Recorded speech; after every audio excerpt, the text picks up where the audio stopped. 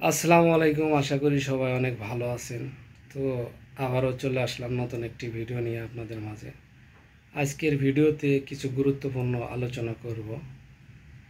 তো যারা মালদ্বীপ আসতে চাচ্ছেন বা নতুন করে যারা আসার চিন্তা ভাবনা করতেছেন, আজকের ভিডিওটি শুধু তাদের জন্য। তো ইতিমধ্যে অনেকে জানতে চাইছেন যে ভাই মালদ্বীপের পুরাপুরি ভিসা চালু হবে কবে। তো এই বিষয়ে আজকে কথা বলবো। তো আশা করি মনোযোগ সহকারে ভিডিওটি দেখবেন। তো অনেক ইউটিউবারে অনেক ধরনের ভিডিও বানাইতেছে। এখন কে কতটুক সত্যি বলতেছে, কে কতটুক মিথ্যে বলতেছে, এটা আপনারাই বলতে পারবেন।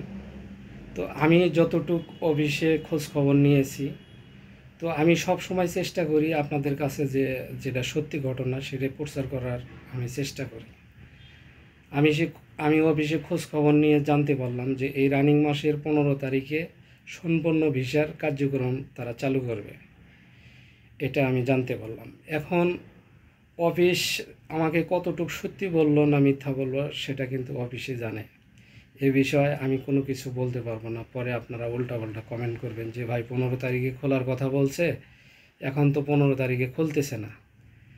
আসলে আমাদের অফিস থেকে যেভাবে বলে আমরা সেইভাবে আপনাদের প্রচার করার চেষ্টা করি।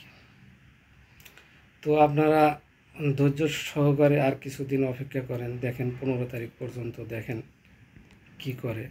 ইতিমধ্যে কিন্তু অনেক ভিসাই চালু হয়ে গেছে, যেমন চায়না কোম্পানির ভিসাগুলো আগেই চালু হয়ে গেছে। তারপরে এই মালদ্বীপের যে সিটি কাউন্সিলের যে ভিসা, এগুলোও কিন্তু চালু হয়েছে।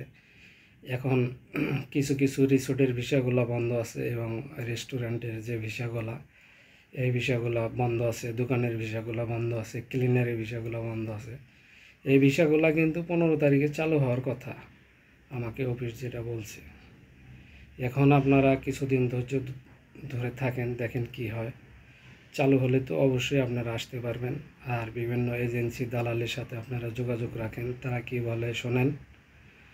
তো এই ছিল আজকের ভিডিওটি ভালো লাগলে অবশ্যই চ্যানেলটি সাবস্ক্রাইব করবেন এবং লাইক শেয়ার কমেন্ট করবেন।